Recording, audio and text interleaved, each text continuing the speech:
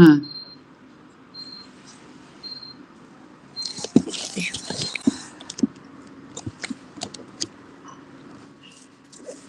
சிவசிவா. எல்லாம் வல்ல பரம்பொருளை மனம் மொழி மெய்களால் வணங்கி மூலமுதல்வனாம் விநாயகப் பெருமான் அடிபணிந்து திருநாவுக்கரசு பெருமானுடைய குரு பூஜையை முன்னிட்டு அப்பர் அருள்நெறி மன்றம் வழி நிகழ்ந்து வரும் திருவையாற்று பதிக சிந்தனையிலே இன்று தானலாது உலகமில்லை என தொடங்கும் பதிகத்தை சிந்திக்க திருவருள் கூட்டியுள்ளது. இந்த திருவையாறு என்று சொன்ன உடனேயே நம் நினைவுக்கு வருவது என்னங்க? அப்பருக்கு கைலாய காட்சி தந்த தலம் என்றுதான். அப்பர் பெருமான் தன் வயோதிக காலத்திலே திருக்கைலை மலைக்கு யாத்திரை செல்கிறார். அங்கே மானசரோவர் ஏரியை தாண்டி போக முடியாமல் தவழ்ந்து செல்கிறார். கருணையோடு அவர் முன் முனிவர் முடிவிலே தோன்றிய சிவபெருமான் மானசரோவர் குளத்திலே மூழ்கி எழுந்தால் கைலாய காட்சியை திருவையாற்றிலேயே காணலாம் என்று அவருக்கு சொல்கிறார். சேக்கிழார் வாக்கில் எப்படின்னா, தொழுதெழுந்தனர் தொண்டரை நோக்கி விண்டலத்தில் 7 பெருந்திருவாக்கினால் இறைவர் இப்பொய்கை மூழ்கி நம்மை நீ கையிலையில் இருந்த அம்முறைமை பழுதில் திருவையாற்றில் கான் என பணித்தார். அதனால சுவாமி என்ன பண்ணினாருன்னா, அப்பர் பெருமான் அந்த மானசரோவர் குளத்திலே மூழ்கி எழுகிறார். இங்கே திருவையாறு குளத்திலிருந்து வெளியே வருகிறார். பின் தென் கைலை என அழைக்கப்படும் திருவையாறு சன்னதிக்குள் திருக்கைலாய தரிசனத்தை பெற்றார். குளத்திலிருந்து எழுந்தவுடன் பாடிய பாடல்தான் மாதர் பீரை கண்ணியானை என தொடங்கக்கூடிய பாடல். அதுல சொல்றாரு, யாதும் சுவடுபடாமல் ஐயார் அடைகிற போது என்றும் கண்டேன் அவர் திருப்பாதம் கண்டறியாதன கண்டேன் என்றெல்லாம் பாடி அருளுகிறார். அதன் பின் அந்த தலத்திலேயே விரும்பி சில காலம் இருந்து திருத்தொண்டு செய்கிறார். அப்படி திருத்தொண்டு செய்த பின் சில திருத்தாண்டகங்கள், குறுந்தொகை, நேரிசை, அன்பு நிறை திருவிருத்தங்கள் எல்லாவற்றையும் பாடி அருளுகிறார். அப்படி பாடப்பட்ட 12 பாடல்களிலே ஒன்றுதான் இந்த தானலாது உலகமில்லை என தொடங்கக்கூடிய பாடல். இந்த பாடலை சிந்திப்பதற்கு முன் நாம இந்த திருவையாறு தலத்திற்கு சற்று சென்று பெருமானை மானசீகமாக சென்று வழிபட்டு பதிகத்தை சிந்திப்போமாக. இந்த திருவையாறு தலம் என்பது மிக மிக பழமையானது. 5 ஆறுகள் சேர்ந்த தலம். அதனாலே இந்த தலத்திலே பெருமானுக்கு ஐயாரப்பர் என்ற நாமத்தோடு பஞ்சநதீஸ்வரர் என்ற நாமமும் உண்டு. இந்த தலம் காசிக்கு நிகரான 6 தலங்களிலே இதுவும் ஒன்று என சொல்லப்படுவது. இந்த தலத்திலே உள்ள அம்மை அறம் வளர்த்த நாயகி. இந்த கோயிலிலே ஐயாரப்பர் எழுந்தருளில காவிரி கோட்டம் இருக்கிறது. தெற்கே தென்கைலாயம், வடதிசையில் வடகைலாயம் என ஒரே இடத்திலே 3 கோயில்கள். வடகைலாயம் முதலாம் ராஜராஜ சோழன் மனைவியான அரசி லோகமாதேவியால் கட்டப்பட்டது என்றால், தென்கைலாயம் முதலாம் ராஜேந்திர சோழன் மனைவி பஞ்சமான் தேவி அரசியால் கட்டப்பட்டது. இந்த கோயிலை சுற்றி பெரிய திருமதில்கள், மிக பெரிய பரப்பிலே அமைந்த கோயில். 15 ஏக்கர் சொல்லுவாங்க. தஞ்சை கோயிலை விட 3 மடங்கு பெரியது என்றும் சொல்வார்கள். இந்த கோயிலை சுற்றி பிரகாரங்கள் பார்த்தீங்கன்னா 5 பிரகாரங்கள் இருக்கிறது. முதல் பிரகாரத்திலே மூலவரும் அனைத்து தெய்வீக திருமேனிகளும் கோஷ்டத்திலே அமைந்துள்ளது. இங்கே உள்ள தட்சிணாமூர்த்தி அந்த மூர்த்தமானது சற்று சிறப்பானதுன்னு சொல்வார்கள். ஏன்னா இவர் திருமாலால் வழிபடப்பட்டவர். திருமாலுக்கு இவர் வேதங்களை உபதேசம் செய்தாராம். அதனால் இவருக்கு ஹரி உரு சிவயோக தட்சிணாமூர்த்தி என்று இவருக்கு நாமம் உண்டு. இவர் முயலகருக்கு பதிலாக ஆமையை தன் காலின் கீழே வைத்திருக்கிறார். அடுத்து 2வது பிரகாரம் பார்த்தீங்கன்னா, அங்க சோமாஸ்கந்தருக்கு தனி கோவில். அதன் அருகிலே செப்பேஸ்வர மண்டபத்திலே பஞ்சபூதலிங்கங்கள், ஆதி விநாயக பெருமான் அவர்களெல்லாம் நாம் தரிசிக்கலாம். அதே போல 3ஆம் சுற்றிலே நம்ம தென்மேற்கு மூலையிலே இறைவனின் திருப்பெயரான ஐயாரப்பா என சொல்லி அழைத்தால் 7 முறை எதிரொலியாக ஒலிப்பது அந்த கோயிலுடைய கட்டடக்கலையினுடைய சிறப்பு என்றே சொல்ல வேண்டும். 4ஆம் பிரகாரத்திலே தெற்கு பகுதியிலே சூரிய புஷ்கரணி தீர்த்தமும் அப்பர் பெருமான் கைலாய காட்சி கண்ட தென்கைலாயம், வடகைலாயம் ஆக 2ம் உள்ளது. 5ஆம் பிரகாரமோ வெளிப்பிரகாரம். மூலவர் திருக்கோயிலுக்கு ஈசானத்திலே அறம் வளர்த்த நாயகின் திருக்கோயில். இந்த கோயில், இந்த சன்னிதானம் சொன்னா 51 சக்தி பீடங்களில் ஒன்றான தர்ம சக்தி பீடம் என்று சொல்ல வேண்டியும் இருக்கிறது. ஐயாரப்பர் சுயம்பு, இங்குள்ள லிங்கம் பிருத்திவிலிங்கம், அதனால அபிஷேகம் இல்லை, புனுகு சட்டம்தான் சாத்தப்படும் என்று சொல்லப்படுகிறது.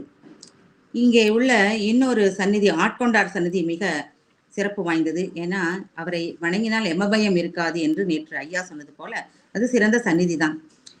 சான்றாக சுசரிதன் என்ற அந்தன சிறுவன், அவனுக்கு சிறுவயதிலேயே தந்தையும் தாயும் இழந்து விட்டான்.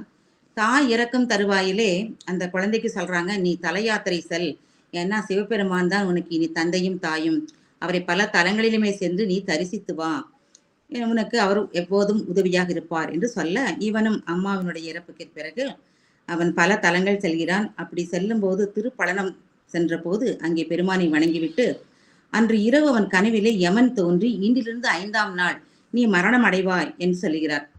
அதை கேட்டு அஞ்சிய சுசரிதன் திருவையாறு சென்று சிவபெருமானை தரிசனம் செய்வதே தகுந்த உதவி என தேற்றிக்கொண்டு அங்கே செல்கிறான். அங்கே வசிஷ்ட முனிவரை சந்திக்கிறான். அவர் அருளியபடி சிவபெருமானை தரிசித்துவிட்டு அஞ்செழுத்து மந்திரத்தை ஓதி வருகிறான். ஆனா சுசரிதன் முன் 5ஆம் நாள் யமன் தோன்றி விடுகிறான். யமபயத்தை தீர்த்து கொள்ள தெற்கு கோபுர வாயிலே இருந்து சுசரிதனை ஜபிக்கும்படி பணித்த வசிஷ்டர் தானும் அவனுக்காக ஜபம் செய்கிறார். அந்த சிறுவனை காக்க சிவபெருமான் தென்வாயில் காப்பாளனான ஆட்கொண்டாரை கொண்டே யமனை தண்டிக்கிறார். மேலும் யமபயம் நெருங்காது இருக்குமாறு ஆட்கொண்டாரை பணிக்கிறார். இந்த ஆட்கொண்டார் சந்நிதியிலே யமனை காலின் கீழ் வைத்து வதைக்கக்கூடிய திருக்கோலத்தை நம்ம பார்க்கலாம். இந்த சந்நிதி எதிரிலே குங்குலிய குங்குமம் நிறைந்த மனத்தோடு இருந்து கொண்டிருக்கிறது. அந்த சிவமணத்தை நுகர்ந்து கொண்டவர்களாக நாம் இப்போ வெளியே வந்து பதிகத்தினுடைய சிந்தனையிலே இருப்போமாக. அப்பர் பெருமான் இறைவனுடைய தன்மைகளையும் பண்புகளையும் பல பதிகங்களிலே பாடி நமக்கு உணர்த்தியுள்ளார். இந்த பதிகத்திலே உள்ள செய்திகள் நம் மனதிலே அழுத்தமாக பதிய வேண்டும் என்பதற்காக ஒரு சிறப்பான உலகியல் உத்தியை கையாண்டுள்ளார். உலகில நம்ம சாதாரணமா ஒரு 12ஆம் கிளாஸ் பையனுக்கு எப்படி அட்வைஸ் பண்ணுவாங்க, கண்ணா இப்போ 12ஆம் கிளாஸ் படிச்சு வந்துட்ட, உன் விளையாட்டையெல்லாம் மூட்டை கட்டி வச்சுட்டு படிக்கிறதுல கான்சன்ட்ரேட் பண்ணி படி, அப்பதான் நல்ல மார்க் வரும், அப்பதான் உனக்கு விரும்பிய கல்லூரியும் விரும்பிய படிப்பு துறையும் கிடைக்கும் என்று சொல்லுவோம். இந்த செய்தியை அவன் தலையில நல்லா பதிக்கணும்னா இதையே எதிர்மறையாகவும் சொல்லுவோம். டேய் கண்ணா, இந்த வருஷம் நல்லா படிச்சு நிறைய மதிப்பெண் வாங்கலன்னு வச்சுக்கோ, நீ விருப்பப்பட்ட கல்லூரியும் கிடைக்காது, நீ விருப்பப்பட்ட பாடத்துறையும் கிடைக்காது என்றெல்லாம் சொல்லுவோம் அல்லவா. அப்ப அந்த பையனுக்கு தன் செயலிலே கொஞ்சம் முழுமையாக ஈடுபடக்கூடிய ஒரு தன்மை வரும். இப்படித்தான் அப்பர் பெருமான் தன்னுடைய பொது திருத்தாண்டகம் ஒன்றிலே இந்த அப்பன்னி ஐயன்னி என தொடங்கும் அல்லவா, அந்த பதிகத்திலே ஒரு பாடல்ல நமக்கு சொல்லுவார், எப்படி அடியார்கள் இருக்கணும், அப்படி இருந்தாதான் உங்களுக்கு பிறப்பு வராது, இல்லை என்றால் நோய்வாய்ப்பட்டு நீங்கள் வருத்தப்படுவீர்கள் என்று இறந்தே போவீர்கள் சொல்வார். அப்படிப்பட்ட ஒரு அற்புதமான பாடல் தான். திருநாமம் 5 எழுத்து செப்பாராகில், தீவண்ணன் திறமுருகால் பேசாராகில், ஓரொரு கால் திருக்கோயில் சூழாராகில், உண்பதற்கு முன் மலர் பறித்துட்டுண்ணாராகில், அருநோய் கெட வெந்நீரு அணியாராகில், அழியற்றால் பிறப்பதற்கு ஏது என்னில், பெருநோய் மிக நலிந்து பேத்தும் செத்தும் பிறப்பதற்கே தொழிலாக இறக்கின்றாரே. அப்படி தினம் கோயிலுக்கு போகாம, அஞ்செழுத்து ஓதாம, பெருமானுடைய பெருமைகளை எல்லாம் பேசாம, பூவால் வழிபாடு செய்யாம, இன்னும் வெந்நீர் அணியாமல் இருந்தால் உனக்கு நோய் வந்து நீ இறந்து போவாய். எதுக்காகனா மறுபடி பிறந்து அந்த சக்கரத்திலே சுற்றி கொண்டிருப்பாய், உனக்கு மோட்சமே கிடையாது என்று சொல்லுவார். அதே பாணியில் தான் இந்த பதிகத்தையும் நம்முடைய அப்பர் பெருமான் பாடியுள்ளார். இப்போ முதல் பாடலை நாம் பார்க்கலாமா? முதல் பாடல் நேரு செயல அமைந்த பாடல். தானலாதுலகம் இல்லை, சகமலாதடிமை இல்லை, காணலாதாடல் இல்லை, கருதுவார் தங்களுக்கு வானலாதருளும் இல்லை, வார்குழல் மங்கையோடும் ஆனலாதூர்வதில்லை, ஐயன் ஐயாரனார்க்கே.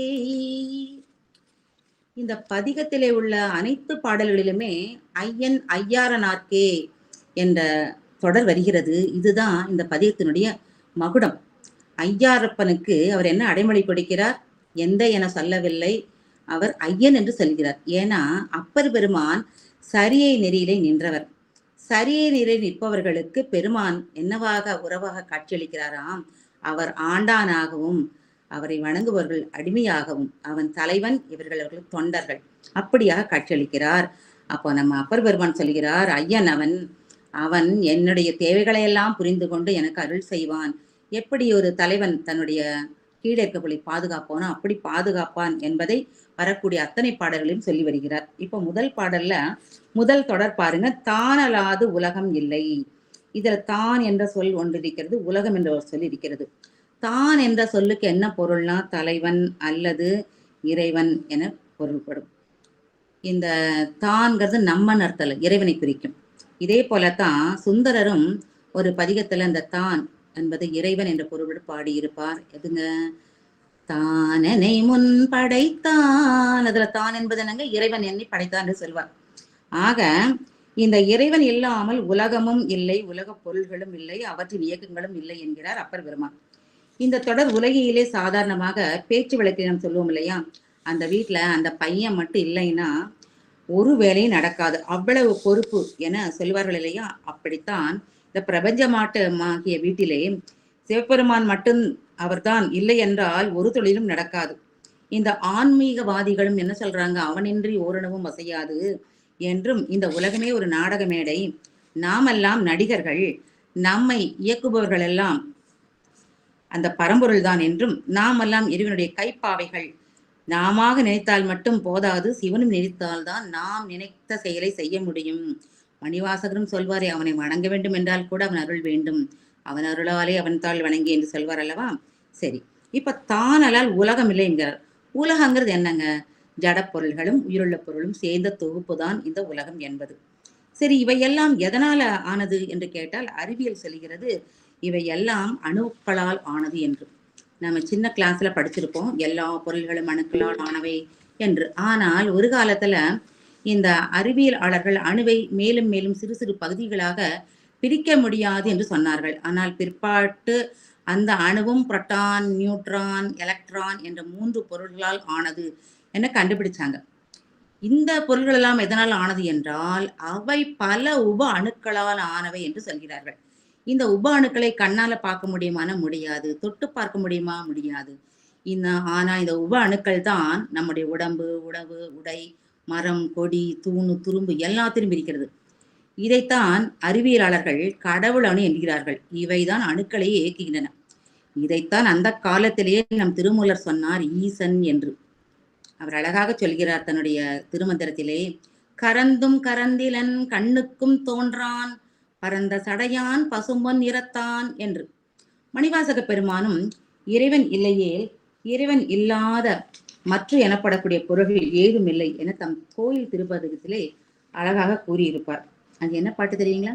இன்றன கருளி இருள் கடிந்த உள்ளத்து எழுகின்ற ஞாயிறே போன்று நின்ற நின் தன்மை நினைப்பற நினைந்தேன், நீயலால் பிரிதுமற்றின்மை சென்று சென்று அணுவாய் தேடி தேடி தேய்ந்து தேய்ந்து ஒன்றாய் திருப்பெருந்துறை உரை சிவனே ஒன்று நீ அல்லை அன்று ஒன்றில்லை யாருன்னை அறிய பாரே என்று இருதய பாடல் என்று சொல்வார்கள். அதன் வழி சொல்கிறார்.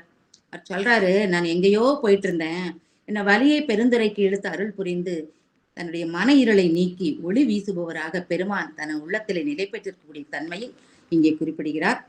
அனைத்து பொருள்களையும் பிரித்து கொண்டே சென்றால் அந்த பிரிப்பின் இறுதியில் அணு இருப்பதாக அறிவியல் சொல்லுகிறது. அந்த அணுவாகவும் அந்த அணுவை பிளந்தால் காணப்படும் அளப்பரிய சக்தியாகவும் இருப்பவன் இறைவன் என்று கூறும் மணிவாசக பெருமான் அத்தகைய இறைவன் இல்லையேல் எந்த பொருளும் இல்லை என்று மறுபடியும் வலியுறுத்துகிறார். மேலும் அணுவை பிளந்து கொண்டே சென்றால் இறுதியில் இருப்பது என்ன என அறிய முடியாமல் இருப்பது போல இறைவன் இருப்பதையும் எவரும் கண்டறிய முடியாது என்றும் கூறுகிறார். அடுத்து சொல்றார் 2வது தொடராக, சகமலால் அடிமை இல்லை. சகம்னா உலகந்தாங்க, ஆனா இங்க இட ஆகு பெயராக இருந்து உலகத்திலே உள்ள அனைத்து ஆன்மாக்களையும் குறிக்கிறது. நம்ம சைவ சமய கொள்கையின்படி உயிருள்ள பொருளெல்லாம் சிவனுக்கு அடிமை. சிவபெருமான் நம்மை ஆண்டவன் ஆண்டான், மற்ற உயிருட்ட பொருளெல்லாம் அவரது உடைமை பொருள்கள் என்கிறார். மணிவாசக பெருமான் தன் ஆனந்தமலை பதிகத்தில் தாயே என்றும் தாளடைந்தேன் தயானி என் பால் இல்லையே நாயேன் அடிமை உடனாக ஆண்டாய் நான் தான் வேண்டாவோ என்று தன்னை இறைவனுக்கு அடிமை என்கிறார். சுந்தர பெருமான் திருவாரூர் பதிகத்துல தன்னை இன்னும் அதிகமாக நான் மீளா அடிமை என்றே சொல்கிறார். அது மட்டுமல்ல, இறைவனே சுந்தரரை தனக்கு அடிமை என்று சொல்லி அவருடைய திருமணத்தை நிறுத்திவிட்டார் அல்லவா. அடுத்து பாருங்க தொடர். காணலாது ஆடல் இல்லை என்கிறார் அப்பர் பெருமான். கான்னா சுடுகாடு. சுடுகாட்டில் தான் பெருமான் நாட்டியம் ஆடுகிறானாம். இந்த சுடுகாடு என்பது உலையல் சுடுகாடு அல்ல. இந்த பிரளய காலத்திலே எல்லா உயிர்களும் அழிந்து போக அங்கே இருப்பது வெறும் சாம்பல் தான். அந்த சாம்பலிலே சுவாமி என்ன செய்யறார்? எல்லா உயிர்களையும் ஒடுக்கி விடுகிறார். பின்னர் கொஞ்சம் இளைப்பாற செய்துவிட்டு மீண்டும் அந்த உயிர்களை புனர் உற்பத்தி செய்கிறார். அப்படி செய்வதற்காக அவர் செய்யக்கூடிய தொழில் என்னன்னா அதுதான் நடனம். அந்த நடனம் என்பது என்னன்னா 5 தொழில்கள் தான். இளைப்பாரி உயிர்களுக்கு மீண்டும் அவர்களை வினைக்கு ஏற்ப படைத்தல், அப்புறம் காத்தல், ஒடுக்குதல் ஆகிய தொழில்களை செய்கிறார். அதனால அந்த காணிலே, அந்த சுடுகாட்டிலே தான் அவருடைய ஆடல் நிகழ்கிறது என்று சொல்கிறார். அடுத்து சொல்றார், கருதுவார் தங்களுக்கு வானலாது அருளும் இல்லை என்கிறார். கருதுவார் எனக்கு நினைக்கிறவங்க யாரெல்லாம் சிவனை மனத்தால் வழிபாடு செய்கிறார்களோ அவர்களுக்கு சிவனார் முக்தி தருவான் என்று சொல்கிறார். ஏன் தெரியுங்களா? வினையால் தான் நமக்கு பிறப்பு. வினை போகமே தேகம் கண்டாய் வினைதான் நீங்கள் தினைப்போதும் நில்லாத உடம்பு என்று சொல்வார் அப்பர் பெருமான். அந்த வினை வரக்கூடிய வழி என்ன கேட்டீங்கன்னா மனம், வாக்கு, இந்த உடம்பு தான். ஆனா பெரும்பாலும் நமக்கு வினை வருவது மனத்தால தான். அதனால அந்த மனத்திலே வினை வராத படிக்கு அதனை பெருமானின் மீது மடைமாற்றம் செய்து விட்டால், அவனையே நினைத்து கொண்டிருந்தால் நம்ம எந்த வினையும் செய்ய மாட்டோம். அப்போ நமக்கு முக்தி நிச்சயம்தானே. நம்முடைய திருவையாறு பதிகத்திலேயே நம்முடைய அப்பர் பெருமான் இன்னொரு பதிகத்துல சொல்லிப்பார், சிந்திப்ப அரியன சிந்திப்பவர்க்கு சிறந்து சென்றேன் முந்தி பொழிவன முக்தி கொடுப்பன என்று சொல்லியிருப்பார் அல்லவா. உன்னை எப்போதும் தியானிக்கும் அடியவர்களுக்கு பெருமானே நீ வீடு பெற்றை தவிர வேற எதையும் அருளுவதில்லை. இந்த வான் என்பதற்கு முக்தி அல்லது மழை, வானம் என பல பொருள்கள் உள்ளன. வானிலிருந்து பொழியும் மழை கைமாறு ஏதும் கருதாமல் பொழிவதைப் போல இறைவனும் தன் அடியார்களுக்கு கைமாறு ஏதும் கருதாமல் கருணை செய்கிறான் என அப்பர் பெருமான் நமக்கு சொல்கிறார். கடைசியாக வார்குழல் மங்கையோடும் ஆனலாது ஊர்வது இல்லை என்கிறார். நீண்ட குழலை உடைய தன்னுடைய மங்கையான உமையம்மையோடு பெருமான் செல்லும் போது அவருக்கு வாகனமாக எதை கொள்கிறாராம்? அந்த காளை வாகனத்தை தான் கொள்கிறார் என்று இடபத்தை உயர்த்தி சொல்கிறார். கபிலதேவ நாயனார் அவருடைய சிவபெருமான் திருவந்தாதியிலே நிந்தா துதியாக அவர் சொல்லுவார், இந்த சிவனாருக்கு குதிரை யானையை வாகனமாக கொள்ள மாட்டார், பசிய கண்கள் கொண்ட ரிஷபத்தையே வாகனமாக கொண்டவர் என்று சொல்லியிருப்பார். பரியானை ஊராது பைங்கண் நேரூரும் பரியானை பாவிக்கல் ஆகா என்று. ஆனா உண்மையிலேயே இந்த இடவம் என சொல்லப்படுவது நம்ம உலகியல் இடவம் அல்லங்க, அது தர்ம தேவதை. ஏன்னா பிரளய காலத்திலே தர்ம தேவதை பெருமானிடம் வந்து வேண்டுகிறதாம், அப்பனே எல்லாம் அழிய போற சமயத்துல தர்மம் அழிந்தால் சரியாகுமா என கேட்க சுவாமி உடனே தர்மத்தை இடபமாக, வெண்மையான இடபமாக மாற்றி தனக்கு சொந்தமான வாகனமாக்கி கொண்டாராம். அதனால்தான் அவர் எப்போதும் இடப வாகனத்திலேயே, அதாவது தர்மத்தின் வழியே தான், தர்மத்தின் உதவியோடு எங்கும் செல்கிறார் என்று சொல்கிறார்கள். பொதுவா இந்த யானை எடுத்துட்டீங்கன்னா அதுல ஏன் ஊர்வதில்லைன்னா, யானையை உலகியல் என்ன சொல்லுவாங்கன்னா கருமை நிறமாக இருப்பதால அறியாமை ஏற்படுத்தும் ஆணவத்துக்கு ஊமையாக சொல்லுவார்கள். இன்னும் மத யானை எடுத்துக்கொண்டால் ஐம்புலன் அடக்கமின்மைக்கு ஊமையாக சொல்வார்கள். அதனால்தான் மாயா காரியங்களான குதிரை, யானை போன்றவற்றை தம் வாகனமாக கொள்ளாது. இவையெல்லாம் ஒரு காலத்தில் அழிந்து விடும் அல்லவா மாயா காரியம்னா. அதனால அழியாத தர்ம தேவதையாம் ரிஷபத்தையே அவன் வாகனமாக கொள்ளிருக்கிறானாம். இந்த தர்ம தேவதைக்கு யாராவது அநியாயமா செஞ்சாங்கன்னா, நடந்து கொண்டார்கள் என்றால் பயங்கர கோபம் வரும், கண் சிவந்து விடுமாம். அந்த நிலையை காரைக்கால் அம்மையார் கற்பனை செய்து பார்த்து பெருமையோடு பெருமானிடம் ஒரு கேள்வி கேட்கிறார். ரொம்ப சுவையான பாடல். அவர் சொல்றார் பெருமான்கிட்ட, நடக்கில் படி நடுங்கும் நோக்கில் திசை வேம் இடுக்கின் உலகனைத்தும் மேங்கும் அடுக்கல் பொறும் ஏரோ ஆனேரோ பொன்னப்பா நின்னேறு உறும் ஏரோ ஒன்று உரை என்று. என்ன சொல்றாரு? அந்த தர்ம தேவதையாக இடபம் ஆனது நடந்தால் இந்த பூலோகமே அதிர்ந்து போய்விடுமாமா. அப்படி அது சினந்து நோக்கினால் அந்த பார்வையால் திசையெல்லாம் அந்த கனலாலை வெந்து அழிஞ்சு போயிடுமா. அது உரத்து கனைத்தாலோ அந்த ஒலியினால எல்லா உலகங்களுக்கும் அப்படியே நெஞ்சுக்குள்ள பயம் ஏற்பட்டு அஞ்சி நடுங்குமா. அதனால கேட்கிற அப்பா, இது மலையிலே வாழக்கூடிய சிங்கமா இல்ல உன்னுடைய காலதானா, சொல்ல மாட்டாயா என்று அற்புதமாக கேட்பார். அடுத்து 2வது பாடல். இந்த 2வது பாடல்ல முதல் தொடர்ல சொல்றார், ஆலலால் இருக்க இல்லை அருந்தவ முனிவருக்கு அன்று நூலலால் நொடிவதில்லை நுண்பொருள் ஆய்ந்து கொண்டு என்று. இப்ப ஆல் என்றால் ஆலமரம். ஆலமரம் அல்லாமல் பெருமானுக்கு இருப்பதற்கு இடம் இல்லையாம். எதற்கு? சிவபெருமான் சனகாதி முனிவர்களுக்கு உபதேசம் செய்வதற்கு உகந்த இடம் இந்த கல்லால் மரநிழல் கீழ்தான். வேறு எந்த இடமும் பொருத்தம் கிடையாது என்று சொல்கிறார் அப்பர் பெருமான். ஒரு சமயம் குருவிடம் ஒரு சீடன் கேட்கிறானாம், ஐயனே, ஏன் மாந்தோப்பு நிழலிலே இருந்து படிக்காமல் இவ்வளோ தூரமா இருக்கிற ஆலமர நிழலிலே இருந்து படிக்கிறோமா என கேட்க, குரு அவனுக்கு சொல்கிறார், இதுல ஒரு பெரிய தத்துவம் உள்ளது மகனே. கற்கும் கல்வி ஆலமர விதை போல சிறியது, உலகமோ பெரியது. ஆல விதை மண்ணுள் இருந்து வளர்வது போல படிப்பும் நம் மனதிலே இருந்து வளர வேண்டும். வளர்ந்த ஆலமரத்தை விழுதுகள் தாங்கி நிற்பது போல அறிவு, பண்பு, ஒழுக்கம், வாய்மை போன்ற பண்புகளால் வாழ்க்கையை தாங்கி நிறுத்த வேண்டும். அப்போதுதான் ஆலமரம் பயன்படுவது போல நமது படிப்பும் இந்த சமுதாயத்துக்கு பயன்படும் என்று சொல்லுகிறாராம். நமக்கு மட்டுமல்லங்க, புத்தர், ஜைனர் ஆகிய எல்லாருக்குமே ஆலமரம் புனித மரம்தான். பொதுவா அரச மரத்தை தான் போதி மரம் என்று சொல்லுவோம் இல்லையா? இங்க இலங்கையிலே அனுராதபுரத்தில் உள்ள போதி மரமும் ஆலமரம் தான் என்பது ஒரு செய்தி. ஆலமரத்தடியிலிருந்து படித்தால் அப்படி என்னங்க நமக்கு நன்மை என்று கேட்டால், முதல்ல கீழே உட்கார்ந்து நல்ல ஏசி போட்ட மாதிரி இருக்கும். அதிகம் நல்ல சரியா படிக்காத பிள்ளைகளை அது அடியில மரத்தடியில் உட்காந்து படிக்க வச்சா அப்புறம் பாருங்க அவனுடைய நிலைமை மிக அற்புதமாக படிப்பானா. அவனுக்கு நல்ல கான்சன்ட்ரேஷன் கிடைக்கும் சொல்றாங்க. இன்னும் அந்த சிறப்பை சொல்லும் போது சொல்கிறார்கள், அதன் கீழ் அமர்ந்தால மனதிலே அமைதி, சாத்வீக உணர்வு தோன்றும். ஆக்சிஜன் நிறைந்த சூழல் மனதையும் உடலையும் உற்சாகப்படுத்தும். உடல் சோர்வு குறைந்து புத்துணர்ச்சியோடு படிக்க உதவும். அதனாலதான் அறிவியல் மூலமாக இதன் பெருமையை நமக்கு உணர்த்தும் பாங்கிலே ஆலின் கீழிருந்து பெருமான் சீடர்களுக்கு உபதேசம் செய்தார் என்று சொல்கிறார்.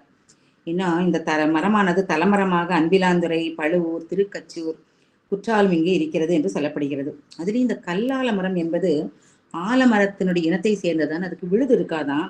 ஆனா இந்த பொதுவாக இந்த மரத்தை தட்சிணாமூர்த்திக்குரிய குரு மூலிகை மரமாக கருதுவார்கள். இந்த மரம் காண்பது அரிது என்று சொல்லப்படுகிறது. ஒரு சின்ன செய்தி, விழுப்புரம் மாவட்டம் செஞ்சி அருகிலே பொய்யாமொழி விநாயகர் ஆலயம் ஒன்று உள்ளது. அதன் பின்புறம் கல்லால் மரங்கள் 3 இருக்குதான். இந்த 3ஐயும் மும்மூர்த்திகளாக நினைந்து எல்லாம் வழிபாடு செய்கிறார்களாம். அடுத்து இவர் சொல்லியிருக்கிறாரு, அருந்தவ முனிவருக்கு அன்று நூலலால் நொடிவதில்லை நுண்பொருள் ஆய்ந்து கொண்டு என்று.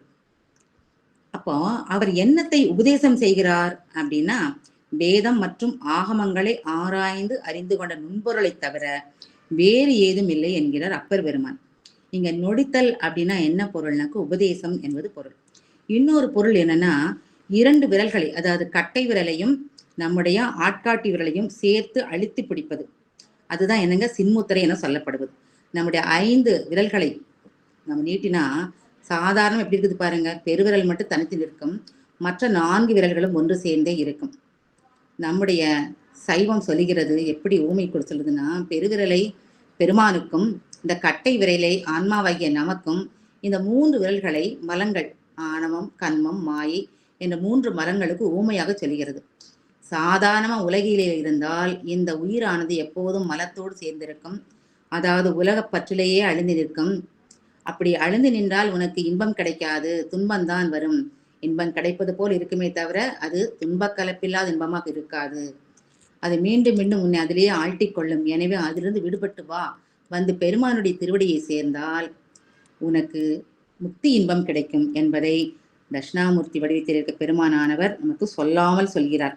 அந்த நொடிமை என்ற பொருள் என்னன்னா, சொல்லாது சொன்ன இந்த கை நிலைமைத்தான் நொடிமை என்று சொல்கிறார். அடுத்து சொல்றார், மாலும் நான்முகனும் கூடி வணங்க என்று ஒரு பொருள் வருகிறது அல்லவா. அது என்ன அர்த்தம்னா, திருமாலும் பிரம்மனும் மற்ற தேவர்களோடு கூடி வணங்குகிறார்களாம். அப்படி வணங்க அவர்கள் சிந்தையிலே நிற்பானாம் செம்பன்பள்ளி பெருமான். தந்தையும் தாயுமாகி தானவன் ஞானமூர்த்தி முந்தைய தேவர் கொடி முறைமுறை இருக்கு ஓத எந்தை நீ சரணமென்று அங்கு இமையவர் பரவி ஏத்த சிந்தையுள் சிவமதானார் செம்பன் பள்ளியாரே என்று சொல்லக்கூடிய பதிக பாடல் இங்கே நினையத்தக்கது. அப்புறம் சொல்றார், வேலையலால் அமுதம் இல்லை என்று சொல்கிறார். வேலைனா கடல், ஆழ விஷம் இருக்கிறது இல்லைங்களா, அதுதான் அவருக்கு அமுதமாம். அது இல்லாமல் வேறு எதுவும் அமுதம் இல்லையாம்.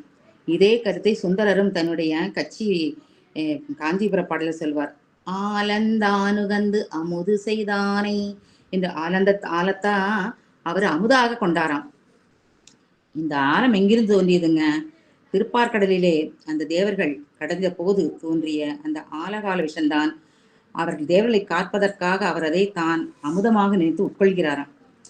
சம்பந்த பெருமான் திருப்பாதிரி புலிர் பதிகத்தில் சொல்லுவார், ஆக நல்லார் அமுத ஆக்க உண்டான் என்று. ஆக நல்லார் என்றால் உமையம்மையை குறிப்பிடுகிறார். பெருமானுடைய ஆகத்தில் உடம்பிலே பாகம் கொண்ட அந்த நல்லாளாகிய அம்மையானவள், அவர் அந்த விஷத்தை முழுங்கும் போது என்ன பண்றாங்க, தொண்டையிலே கையை வைத்து தடுத்து விடுகிறார் அல்லவா. அப்படி அவர் கை பட்ட மாத்திரத்திலே அந்த விஷமானது என்ன ஆகுதாமா, அமுதமாகி விடுகிறதாம். ஏன்னா அம்பாள் யாருங்க? அருளே வடிவானவள், அன்பினும் குழவி அல்லவா அருள் என்பது. அதனால அந்த அருள் அன்போடு அவள் தொட்ட உடனேயே அந்த விஷமும் தன்னுடைய தன்மையை, கெட்ட தன்மையை விட்டு அமுதமாகிய நல்ல தன்மையை உண்டாக்கி கொள்கிறதாம். இதைத்தான் நம்முடைய அபிராமி அந்தாதி சொல்லும், பொருந்திய முப்பரை செப்புரை செய்யும் புனர்முலையாள் வருந்திய வஞ்சி மருங்கில் மனோன்மணி வார்சடையோன் அருந்திய நஞ்சு அமுதாக்கிய அம்பிகை அம்பு எம்மேல் திருந்திய சுந்தரி அந்தரி பாதமின் சென்னியதே என்பார். அதே போல மீனாட்சி அம்மை புறத்திலே குமரகுருபரரும் இதையே சொல்லுவார் பாருங்க. எவ்விடத்தும் தாமாகி இருந்தவர் கருந்தவரும் வெவ்விடத்தை அமுதாக்கும் இறைக்கொடியை பாடுவனே என்று அம்மை அந்த விஷத்தை அமுதாக்கிய சில நிலையை இங்கே சொல்கிறார். அடுத்தது 3வது பாடல். நரிபுரி சுடலை தன்னில் நடமலால் நவிற்றல் இல்லை என்பது முதல் வரி. நரிபுரி சுடலை, சுடலைன்னா தெரியும் சுடுகாடு. நரிபுரி சுடையலை என்றால் நரி விரும்பக்கூடிய சுடுகாடம். ஏன் நரிக்கு சுடுகாடு விரும்புகிறது என்றால் அங்கேதான் அதற்கு உணவாக இறந்து போன நிறைய உடல்கள் கிடைக்கிறதாமா. இந்த பிணந்தின்னும் நரிகள் பற்றிய வர்ணனைகளை நம்ம புறநானூறு போன்ற சங்க இலக்கியங்களிலே நம்ம காணலாம். சான்றாக பிணந்தின் குறுநெறி நினம் திகழ் பல்ல என்பது புறநானூரிலே உள்ள பாடல் 350. அந்த தொடர்வழி பிணத்தை தின்று அதன் கொழுப்பு படிந்த பற்களை கொண்ட குள்ளநரி என சுடுகாட்டின் சூழலை அந்துவன் கீரன் என்ற புலவர் விளக்குகிறார். இந்த புலவர் சுடுகாட்டை வர்ணிக்கும் போது சொல்றார், சுடுகாட்டிலே பருந்துகள் பறந்து கொண்டிருக்கும், பூகை வெவ்வேறு குலரிலே குலறி கொண்டிருக்கும், பிணந்தினும் நரி சாப்பிட்டு அது பல்லுல கொழுப்பு ஒட்டி இருக்கும், அதை காட்டுமா. அப்ப பேய்மகள் பிணத்தை தழுவி கொண்டிருப்பாள், பிணக்கறி தின்றவர்கள் களரி காட்டிலே காலடி வைத்து ஆடிக்கொண்டிருப்பாங்க, பிணமெறியும் தீதான் அவர்களுக்கு விளக்காக இருக்கும் என்று சொல்வார். இதை சொல்லும் போது காரைக்கால் அம்மையார் தம் திருவாலங்காட்டு மூத்த பதிகம் ஒன்றிலே சுடுகாட்டை வர்ணிக்கும் காட்சி நமக்கு ஞாபகத்துக்கு வரும். அதில் சொல்லுவார் அம்மை, அணங்காடு சுடுகாட்டில் கூகை பேய்களும் குறுநெறிகளும் குட்டியை ஈன பருந்தும் கூகையும் பகண்டையும் ஆந்தையும் முட்டையிட பாருகார் பேய்கள் சென்று அவைகளை பிட்டு வீசி பின் புறங்காட்டில் இடப்பட்ட பிணங்களை புரள புரட்டிடும் சுடுகாட்டில தான் 8 திசையும் பாய்ந்து சிவனார் வீர நடனம் ஆடுகிறார் என்று சொல்லுவார். அப்ப நரிபுரி சுடலை தண்ணிலே தான், அந்த சுடுகாட்டில தான் இறைவன் நடனம் ஆடுகிறானா. அவன் ஏன் அங்கே நடனம் ஆடுகிறான் என்றால், அந்த சுடுகாட்டுல தான் எல்லாம் நமக்கு உயிர்களெல்லாம் அடங்கிச்சு.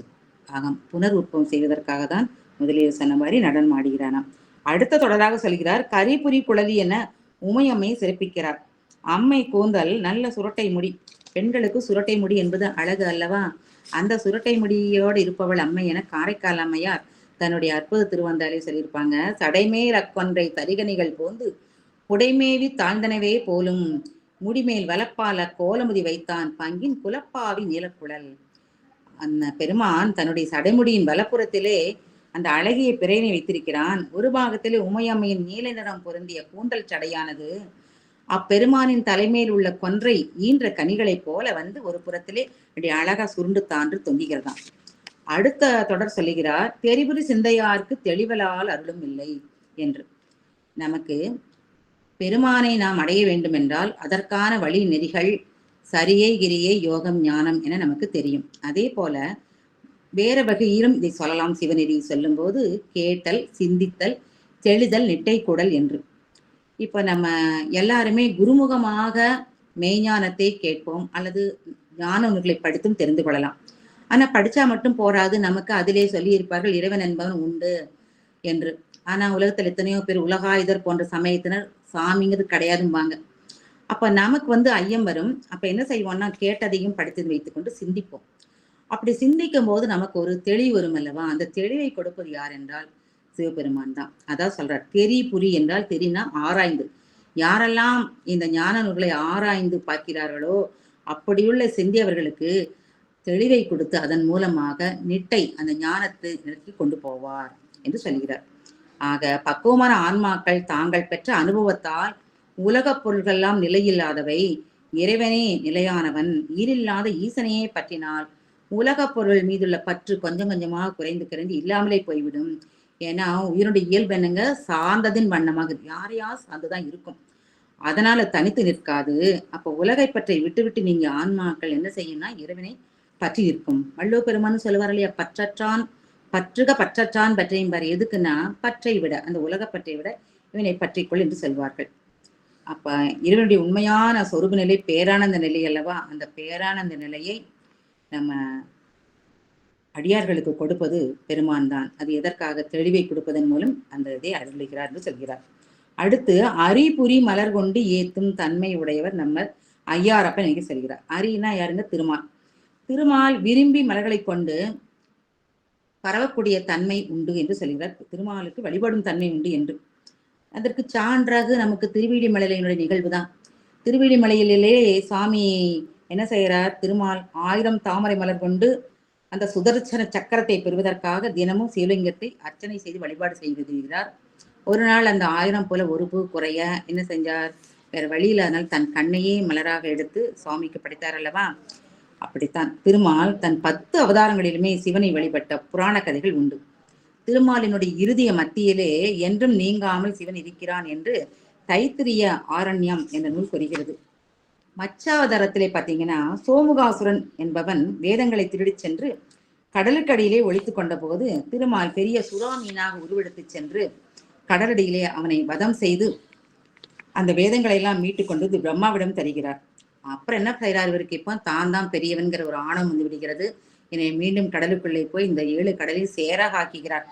இப்ப அந்த சோமுகாசுரனுடைய துன்பத்தை விட இவன் துன்பம் பெரிதாக இருக்கிறது என இந்த தேவர்கள் எல்லாம் வருத்தப்படுகிறார்கள். அப்போ பெருமான் அவர்களுக்கு அருள்வதற்காக சிவபெருமான் பெரிய கொடிய வடிவம் எடுத்து திருமாலுக்கு தன்னுடைய தவறை உணர்த்த திருமால் மச்ச உருவத்தோடு பலகால் சிவனை பூஜை செய்ததாக வரலாறு சொல்கிறது. அடுத்தது 4வது திருப்பாடல். தொண்டலால் துணையும் இல்லை, தோலலாது உடையும் இல்லை. இது முதல் வரி. இப்ப என்ன சொல்றாரு? தொண்டலால் துணையும் இல்லை என்கிறார். தொண்டர்கள் அவர்கள்தான் இறைவனுக்கு துணை. தொண்டர்கள் மீது இறைவனுக்கு அத்தனை அன்பு. தொண்டர்தம் பெருமையை உலகுக்கு உணர்த்துவதற்காகவே கைலாயத்தில் இருந்த சுந்தரரை பூமியிலே அவதரிக்க செய்தார். அத்தோடு அவர்களின் சிறப்பை உணர்த்தும் வகையிலே தில்லைவாழ் அந்தனர்தம் அடியார்க்கும் அடியேன் என தொடரெடுத்து கொடுத்து சுந்தரரை பாடவும் வைத்தார். சுந்தரர் சிவபக்தர்கள் ஒவ்வொருவரையும் தனித்தனியாகவும் தொகையாகவும் குறிப்பிட்டு தான் அவர்களுக்கு அடியவன் என கூறி இந்த பதிகத்தை பாடினார். இந்த தொண்டர்கள் எல்லாம் பல்வேறு பகுதிகளிலே பல்வேறு குலங்களில் தோன்றியவர்கள் என்பதை நாம் நினைவிலே கொள்ள வேண்டும். யாராயிருந்தாலும் பெருமானுக்கு அன்பால் அவர்களை அணைத்துக் கொள்ளக்கூடிய தன்மை உண்டு. இந்த அடியார்களுக்கு செய்யும் தொண்டை இறைவனுக்கு செய்யும் தொண்டு என கருதும் பக்தி நெறியை திருமூலர் நமக்கு போதிக்கிறார். படமாட கோயில் பகவர்க்கு ஒன்று ஈயில், நடமாட கோயில் நம்பர்க்கு அங்கு ஆகா. நடமாட கோயில் யாருங்க? அடியார்கள். அடியார்களுக்கு நம்ம எதையா செய்யணும்னா அவங்களுக்கு தான் செய்யணும். நடமாட கோயில் நம்பர்க்கு ஒன்று ஈயில், படமாட கோயில் பகவர்க்கு அது ஆமே. இந்த அடியார்களுக்கு நீ செஞ்சா போது அது பகவானுக்கே செய்தது மாதிரி என்று மனித நேரமே இறை வழிபாடு, பசித்தவருக்கு உணவிடுவது கோயில் பூசை செய்தவிட சிறந்தது என்ற ஒரு கருத்தையும் இங்கே சொல்கிறார். அடுத்தது பெருமான் அப்பர் பெருமான் நமக்கு சொன்னது இந்த பாடலிலே தோலலாது உடையும் இல்லை என்று சொல்கிறார். சிவபெருமானுக்கு ஈஸ்வரன் என்ற திருநாமம் உண்டு. அப்படின்னா என்ன அர்த்தங்க? எல்லா ஐஸ்வர்யங்களையும் உடையவர் என்று. ஈரேல் உலகங்களையும் படைத்து அனைவருக்கும் உணவு உடை இருப்பிடங்கள் எல்லாம் வழங்கியவன். நம்ம திருநாகை காரணம் பதிகத்துல சுந்தரர் தான் சொல்லுவார், சாமிகிட்ட போய் எனக்கு பட்டாடை கொடு, காம்பினோடு நேத்திரங்கள் தர வேண்டும். காம்பு நேத்திரம்னா உயர்ந்தரகை பட்டாடைகளாமா. அப்புறம் முத்துவடங்கொடு, குதிரை கொடு, என்னெல்லாமோ கேட்பார். கறிவிரவு நெய்ச்சோறு கூடலாம் கேட்பார். அப்படி எல்லாருக்கும் கொடுக்கக்கூடிய தகுதி உள்ளவன் தனக்கு ஏன் தோலாடையை உடுத்திக் கொள்கிறானாம் என்றால் அது அவனுடைய எளிமையை காட்டுகிறது.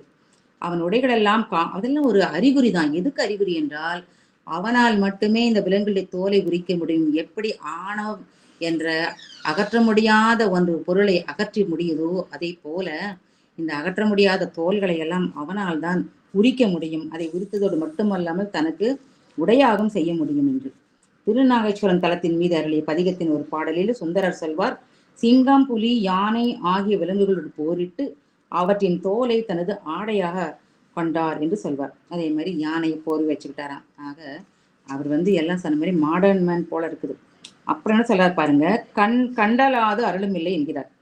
அதாவது பெருமானே எப்போதும் சிந்தித்து தான் வேறு அவன் வேறு என்ற நிலை இல்லாது அப்படி சிந்தித்து தியானம் செய்து யாரெல்லாம் அனுபூதி நிலையில் இருக்கிறார்களோ அவங்களை தவிர வேறு யாருக்கும் அவர் அருள மாட்டார் என்று சொல்கிறார். திருவாரூர் தலத்தின் மீது அருளிய முதல் பாடலிலே இறைவனை காண்பதே கருத்தாக இருந்த தன் மனதிலே இறைவன் புகுந்ததாக அப்பர் பெருமான் சொல்வார். அவ்வாறு தனது மனதில் புகுந்த இறைவனை நான் வெளியே விடவே மாட்டேன் என்று ஒரு அற்புதமாக சொல்லுவார். செல்ல செழிப்பு மிகுந்த திருவாரூர் நகரில் உரையும் எங்கள் தலைவனே, உன்னை காண்பதே என கருத்தாக கொண்டு மற்ற சிந்தனை ஏதும் இல்லாமல் இந்த நாள் வரை இருந்த நான் உன்னை என் ஆசை தீர கண்டு கொண்டேன். நீ என் மனதில் புகுந்ததையும் நான் உணர்ந்து கொண்டேன். மற்ற பற்றுகள் எல்லாம் விட்டுவிட்டேன். நீ என்னை விடுத்து வெளியே போக விடமாட்டேன் என்ற கூறும் அப்பர் பாடலானது மிக சுவையானது, அற்புதமானது. காண்டலே கருத்தாய் நிலத்திருந்தேன், மனம் புகுந்தாய், கடலடி பூண்டு கொண்டு ஒளிந்தேன், புறம்போயினாய் அறையோ அப்படின்னு கேட்பார். அடுத்து சொல்றாரு, கலந்த பின் பிரிவதில்லைங்கிறாரு.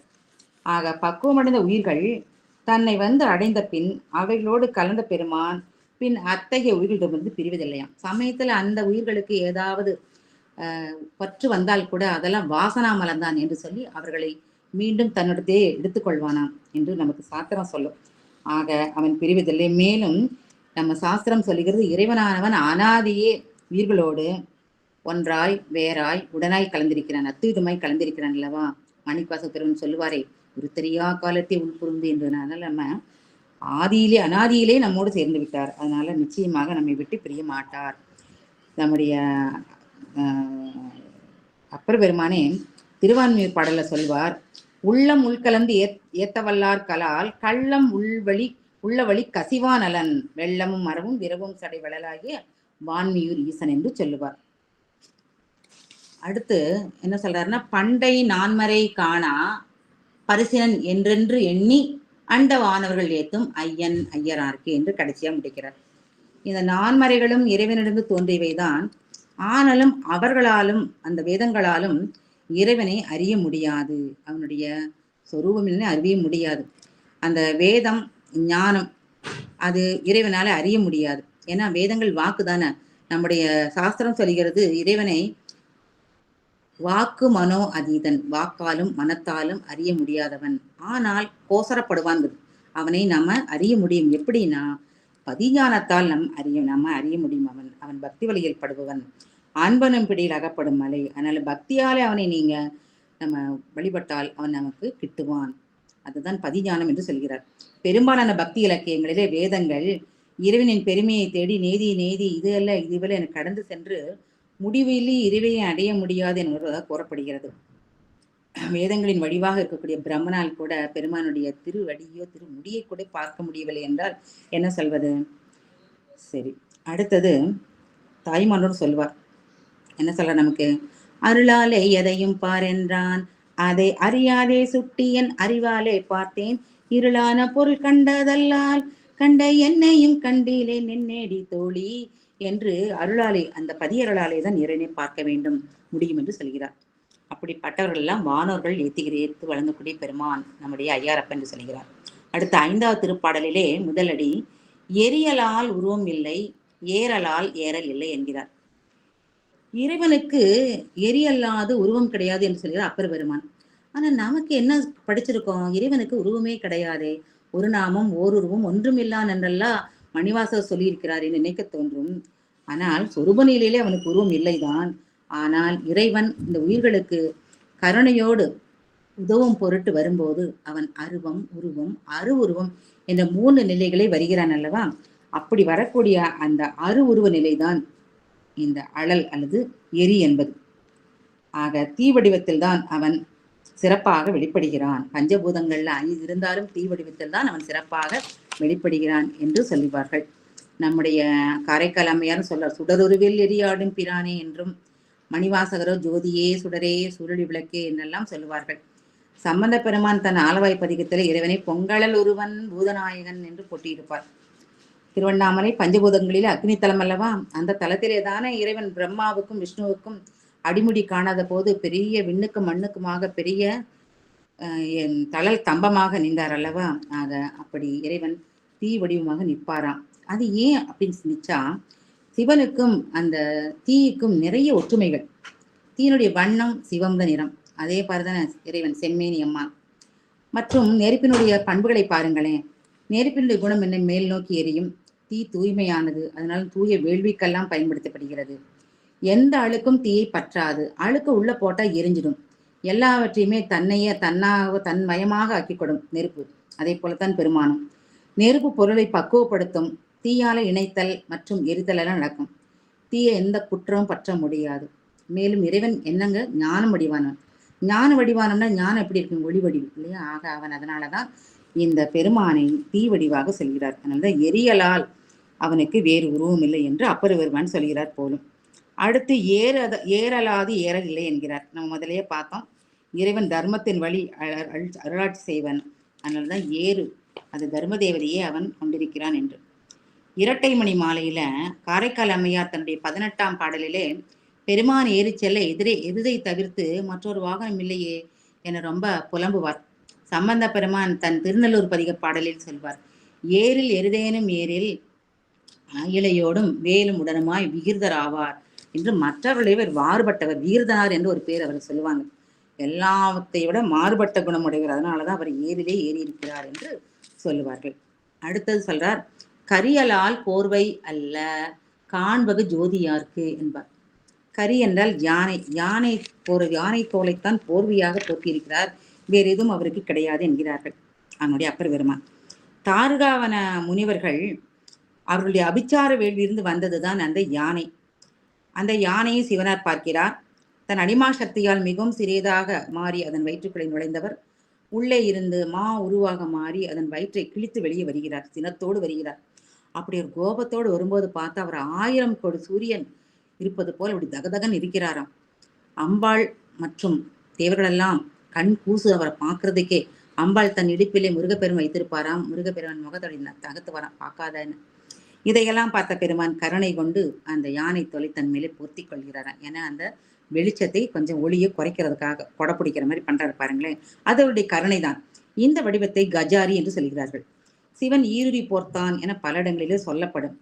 ஆனா ஏன் யானை ஈரமான தோலை போர்த்த போது இந்த அம்மை அஞ்சினாளாம் என்றால் வேறொன்றும் இல்லை. அதுக்கு நம்முடைய நச்சினார்க்கனியார் உரை சொல்கிறார், பொதுவாக இந்த யானை தோல் பிறர் உடம்பிலே பட்டால் கொல்லும். அதனால அதை போத்தினால அவருக்கு ஏதாவது தீங்கி வந்துவிடுமோ என்று பயப்படுகிறாளாம். அப்படி ஒரு நயமான பிறவாயாக்க பெருமான் அம்மைக்கு தெரியாதா அண்ணன், ஆனால் சுவைப்பட சொல்கிறார்கள். அவர்தான் சொல்றாங்க, யானை தோலை பொறுத்தும் கூட இரவாமல் இருப்பது சமுத்திரத்தின் நஞ்சுண்டு சாவாமுவ தன்மை உடையவராக இருப்பது போல எதனாலும் அழிக்கப்படாதவன் நம் பெருமான். அதனால்தான் நகைச்சுவை உணர்வு தோன்ற போர்த்துவதற்கு சிவனுக்கு யானை தோலை தவிர வேறு இல்லை என்கிறார். அடுத்து சொல்றார், சோதியாருக்கு பிரிவிலார் அமரர் பெருந்தகை என ஏத்தும் அரி. அதாவது இந்த அமரர்களாகிய தேவர்கள் எல்லாம் யாரை முதலிலே வழிபாடு செய்கிறார்கள் என்றால் பெருந்தகையான் என்று ஏத்துவது திருமாலைத்தான். ஏன்னா அவர் தான் இவங்களுக்கு இம்மிடியட் சுப்பீரியர். இவங்களுக்கு என்ன கஷ்டம் வந்தாலும் முதல்ல திருமால்கிட்ட சொல்லுவாங்க, அப்புறம் தான் தாங்க முடியாட்டி பெரிய பெருமாள் நம்முடைய சிவன்கிட்ட வருவாங்க. அதனால அதைத்தான் சொல்றாரு, அமரருக்கு பெருந்தகை யாருன்னா இந்த திருமால் தான். அந்த திருமால் இல்லாமல் தேவி இல்லை, அரியலால் தேவி இல்லை, ஐயன் ஐயாரனார்க்கே என்று கடைசியாக அந்த பாட்டுல நம்முடைய அப்பர் பெருமான் சொல்லி முடிக்கிறார். அந்த கடைசி அடியில என்ன சொல்ல வர்றார்னா, திருமாலை தன் இடபாகத்திலே சிவபெருமான் ஏற்றுக்கொண்ட செய்தியை சொல்கிறார். நமக்கு தெரியும் ஆதுருபாகனார் என்ற வழியிலே இடபாகத்திலே தேவியும் உள்ளாள் என்று. இது ரெண்டையும் சிந்திக்கும் போது நமக்கு என்ன தோணுது? திருமாலும் தேவியும் வேறுவரல்ல ஒன்றே என்ற நிலை நமக்கு புலப்படும். இதைத்தான் அப்பர் பெருமான் அறியலால் தேவி இல்லை என்று நமக்கு உணர்த்துகிறார். இந்த திருவையாறு தலத்திலேயே அம்பாளுடைய திருக்கோலத்தை பார்த்தீங்கன்னா உங்களுக்கு இது புலப்படும். நம்ம தர்மசவர்த்தினியாகிய அம்பாள் எப்படி இருக்காளாமா, 4 கரங்களோடு மேல் 2 கரங்களில் சங்கு சக்கரம் மீதியோட இருக்கிறாளாமா. வலது கீழ்கரம் அஞ்சேலன் அபயமுத்திரை காட்ட, இடது கீழ்கரம் தொடை மீது படிந்திருக்குமாமா. இந்த திருவையாறு தலத்திலே பிரதி வெள்ளிக்கிழமை இரவுகளிலே லட்சுமி தேவி இந்த சந்நிதிக்கு பூஜை செய்வதாக ஐதீகம். ஏன்னாக்க லட்சுமி தேவி திருமாலை பூஜை செய்வதாக கொண்டு இந்த அம்மையை பூஜை செய்கிறாளாம் என்று சொல்கிறார்கள். அப்படி திருமாலின் வம்சமாக பார்வதி தேவி விளங்குகிறாள் என்று ஆதிசங்கரரும் தனது சிவானந்த லகரியிலே 82வது பாடலிலே அருளியிருப்பார். சுந்தரரும் தன் திருவலம்புர தல பாடலிலே தீக்கூறும் திருமேனி ஒருபால் மற்ற ஒருபாலும் அறிவுருவும் நிகழ்ந்து செல்வர் என பாடியிருப்பார். 11ஆம் திருமுறையிலே சேரமான் பெருமாள் தன் பொன்வண்ண தந்தாதியிலே இந்த சங்கர நாராயண கோலத்தை கேசவார்த்த மூர்த்தி என்று அழகாக சொல்லியிருப்பார். இதை விட பலப்பட்டடை சொக்கநாத புலவர் அவர் ஒரு சுவையான பாடல் வழி இதை சொல்கிறார் பாருங்க. அவர் என்னங்கிறாரு, போஜராஜன் ஒரு அரசன் இருந்தான். அவன் மாபெரும் அறிவாளி, கற்றோரை காமுறுபவன், பெரும் புலவன், புலவர்களுக்கெல்லாம் புரவலன். இத்தகைய மன்னன் காலத்திலே வாழ்ந்த ஏழை புலவன் இந்த சொக்கநாத புலவன். ஏதேனும் பாட்டு எழுதி சென்றால் தனது போஜனத்துக்கு வழி கிடைக்கும் என்று சொல்லி புதுமையாக ஒரு பாட்டு எழுத வேண்டும் என்று எழுதி போகிறார். என்ன பாட்டு தெரியுங்களா? ஒரு பாதி மால் கொள மற்றொரு பாதி உமையவள் கொள, இரு பாதியாலும் இறந்தான் புராரி, இருநதி பெருவாரிதியில் பிறை வானில் சர்ப்பம் பிலத்தில் கற்பதருவான போச கொடையுடன் கையோடு என் கை தந்தனனே அப்படிங்கிறார். என்ன அர்த்தம்னா, சிவனது ஒரு பாதி உமை கவர்ந்து கொண்டாளாம், திருமால் ஒன்றை கவர்ந்து கொண்டானா, அதனால சுவாமி அங்க இல்ல, அவர் இல்லாம போயிட்டாரு அப்படின்னு சொல்றார். இதை கேட்ட அரசனுக்கு திருப்தி வரவில்லை. இது என்ன இப்படி சொல்கிறாய்? சிவபெருமான் தலையிலே கங்கை சூடியவராய், தோளிலே பாம்பை அணிந்தவராய், பிறை அணிந்தவராய், கையில திருவோடெல்லாம் வச்சுட்டு இருப்பாரு, அவர் எப்படி காணாம போக முடியும்? நீ சும்மா கதை விடுறான்னப்போ அவர் சொல்றாரு, இல்லை இல்லை நான் உங்களுக்கு சொல்கிறேன் பார் என்று சொல்லி அவர் கேட்கிறார் சுவாமி புலவர்கிட்ட, ராஜா இதெல்லாம் எங்க, கங்கை எங்க போச்சு, பிறை எங்க போச்சு, என்ன காணுங்கிறீன்னு. அப்ப புலவர் கதை விடுறாரு, அதாவது கவிதை விடுறாருன்னு சொல்றாரு. அரசையே சொல்ல மறந்துட்டேனே, பிறைச்சந்திரன் வானுக்கு ஓடிவிட்டான், பாம்போ பூமிக்குள் இருந்த தலைக்குள் போய்விட்டது, கங்கை கடலில் கலந்து விட்டாள், சிவன் கை திருவோடு என் கைக்கு வந்து விட்டது. ஆனால் இந்த சிவனுடைய மாபெரும் கொடைத்தன்மை போஜராஜன் என்ற மன்னிடம் போய் சேர்ந்து விட்டது என்று ஒரு போடு பாருங்க. உடனே அவருக்கு நல்ல கவனிச்சு அனுப்புறாரு அந்த ராஜா. அதை சங்கர நாராயண உருவத்தை இப்படி சொல்கிறார்.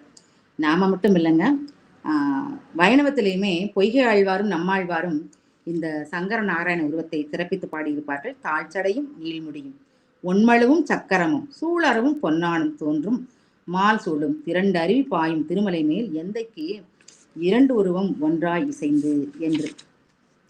இன்னும் கூட சங்ககால பாடல் அகநூறில் ஒரு பாட்டுல இந்த சங்கர நாராயண வடிவத்தை ரொம்ப அழகாக சுவைப்பட சொல்லியிருப்பாங்க.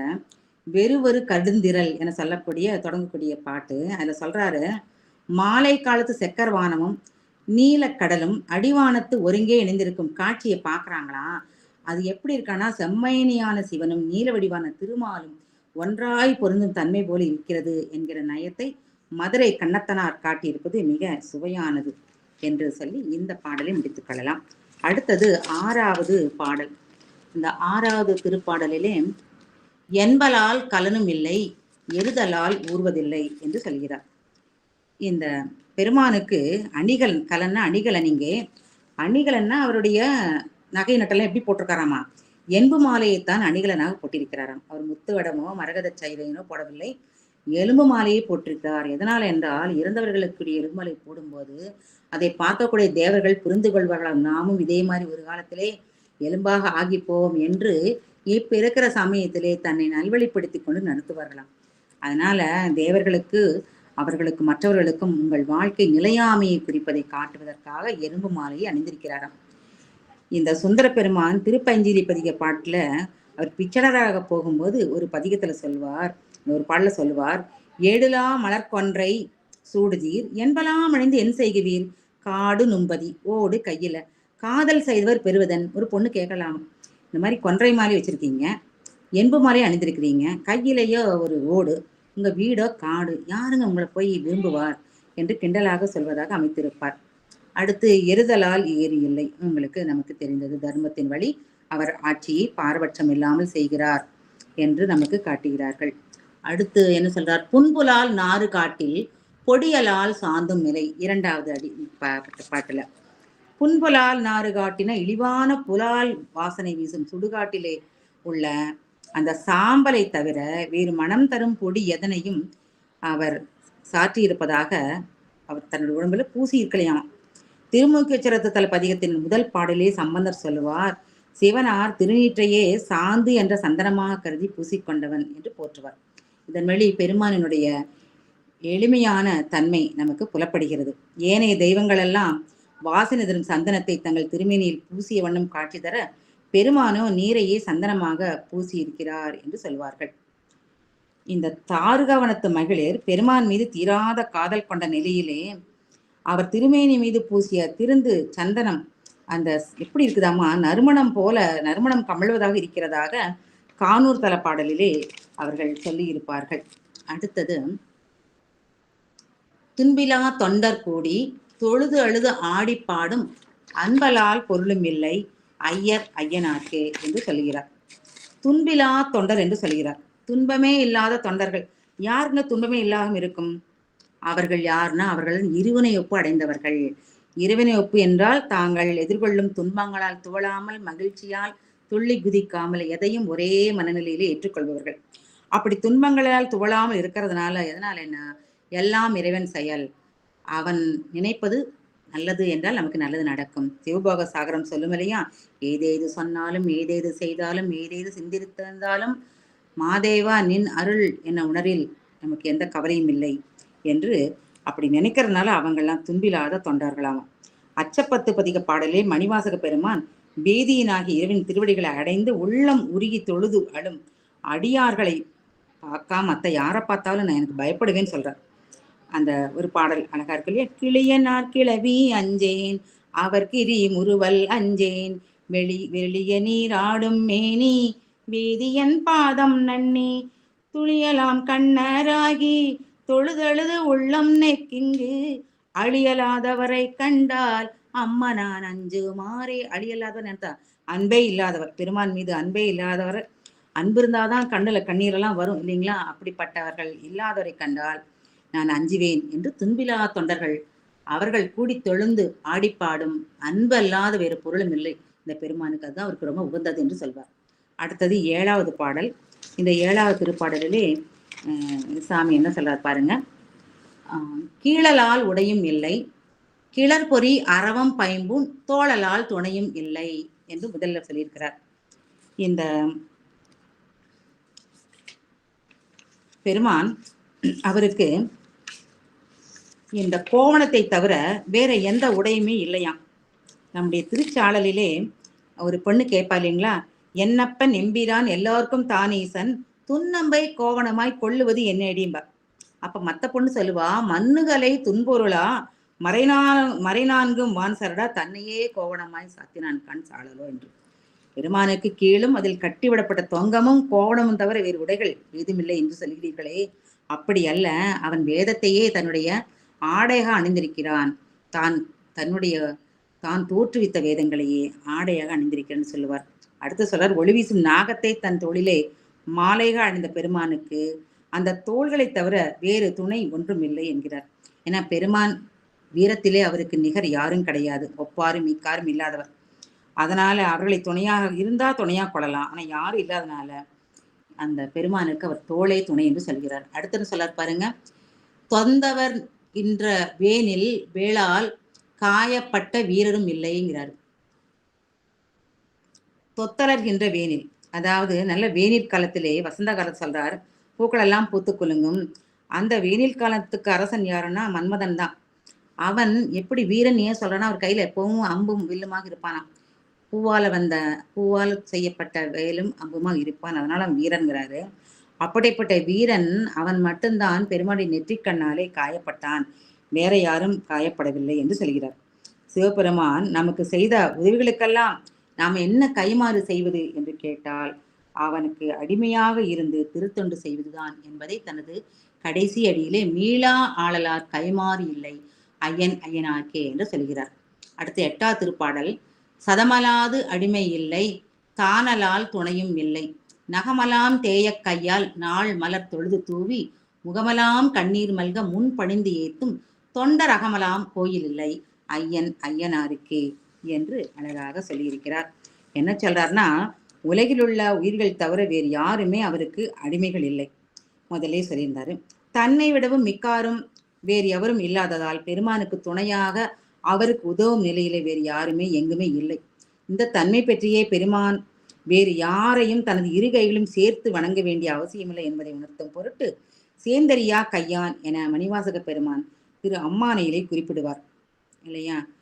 சேந்தரியா கையானை எங்கும் செறிந்தானை, அன்பர்க்கு மெய்யானை, அல்லார்க்கு அல்லாத வீரியனை, ஐயாறு அமர்ந்தானை, பாடுதுக்கான் அம்மானாய் என்று பாடியிருப்பார். அடுத்து சொல்றாரு, தன்னுடைய இந்த மலர்களை இறைவனுக்கு எப்போதுமே தேன் நிறைந்த மலர்களை கொண்டு அவன் பாதத்திலே நாம் வணங்கும் போது நாம் சிவானந்த தேனத்தை நம் பெற முடியும். அதனால மலர் பூஜையிலே மலர் வழிபாடு முக்கியங்கிறத காட்டுறதுக்காக சொல்றார். எப்படியாமா, நகங்கள் தோயுமாறு தேஞ்சு போகுமாறு ஆண்டளர்ந்த புதுமலர்களை பறித்து இறைவன் திருமேறி மேல் தூவி அவனை தொழுது வணங்கி அந்த அன்பினாலே முகங்களிலே கண்ணீர் வழிந்து ஒழுகும் வண்ணம் அவன் சந்நிதியிலே நின்று பணிந்து வணங்கும் தொண்டர்கள் உள்ளத்தில்தான் பெருமான் இடமாக கொண்டிருக்கிறார். நெஞ்சகமே கோயில் நினைவே சுகந்தம், அன்பே மஞ்சனை நீர் என்று நம் தாய்மானவர் சொன்னார் அல்லவா, அப்படி தொண்டர்கள் உள்ளத்திலே இறைவன் வருகிறான் என்று சொல்வார். ஔவையார் ஒரு பாட்டுல சொல்வார், முருகப்பெருமான் எது பெரிதுன்னு கேட்கும்போது, பெரிது பெரிது இந்த புவனம் பெரிது என்பார். அந்த புவனம் பெரிது இல்லை, அந்த புவனத்தை படைத்த பிரம்மன் பெரியவன், பிரம்மன் பெரியல, திருமால் தான், இப்படியும் சொல்லிட்டு வந்து கடைசியில் சொல்வாங்க, இல்லை தொண்டர்கள் மனதில் தான் அவன் இருக்கிறான் என்று ஒரு பாட்டு இருக்கும். சரி, அடுத்தது 9வது திருப்பாடல். உமையலாது உருவம் இல்லை, உலகலாது உடையது இல்லை, நமையெல்லாம் உடையராவார், நன்மையே தீமை இல்லை என்கிறார். இப்ப இதுல முதல் அடி பாருங்க, உமையலாது உருவம் இல்லை. 5வது பாடல் என்ன சொன்னார், எரியலாது உருவம் இல்லை என்று சொன்னார். இப்ப இந்த பாடலில் உமையலாது உருவம் இல்லை என்று சொல்கிறாரே அப்படின்னா, பெருமான் நம்ம சொன்னோம் இல்லையா 3 வடிவங்களிலே வருவார் என்று. அப்படின்னு உயிர்கோட்டங்களுக்கு உறவு வரும்போது முதலிலே சிவன் தனியாக இருப்பார். இந்த உயிர்களுக்கு கருணையோடு அருள் வரும்போது தானும் தன் சக்தியுமாகி உமையோடு 2 பேரும் சேர்ந்துதான் அம்மையப்பராக வருவார்கள். அந்த கோலத்தை தான் தொன்மையான கோலம் என்று மணிவாசக பெருமானும் சொல்வார். தோலும் துயிலும் துளையும் சுருள்தோடும் பால் வெள்ளை நீரும் பசுஞ்சாந்தும் பைங்கிளையும் சோளமும் தொக்க வளையும் உடை தொன்மை கோலம் நேராக குளிந்து உதை கொத்துவி சொல்றலையா, அப்படி அந்த தொன்மை கோலம்தான் உமையல்லாத உருவம் இல்லை. அதாவது உமை தவிர அவருடைய சம்பந்தம், அதாவது சாமிக்கும் அம்பாளுக்குள்ள சம்பந்தம் என்னன்னா தாதான்மிய சம்பந்தம். அவரை விட்டு அவள் என்றும் பிரியாமல் இருப்பாள் என்பதை சொல்வதற்கு தான் உமையல்லாத உருவமில்லை என்கிறார். சங்க இலக்கியங்களிலும் சிவனை அம்மையப்பராக கருதும் நெறியை நமக்கு காணலாம். நீலமேனி வரலை பாகத்து ஒருவன் என 500 உமையோடு பாகத்து ஒருவன் என சிலம்பும் சொல்லும். நம்ம நச்சினார்க்கினியார் மேற்கோளாக ஒரு கோலம் குறித்து ஒரு பழம்பாடல் சொல்லுவார்.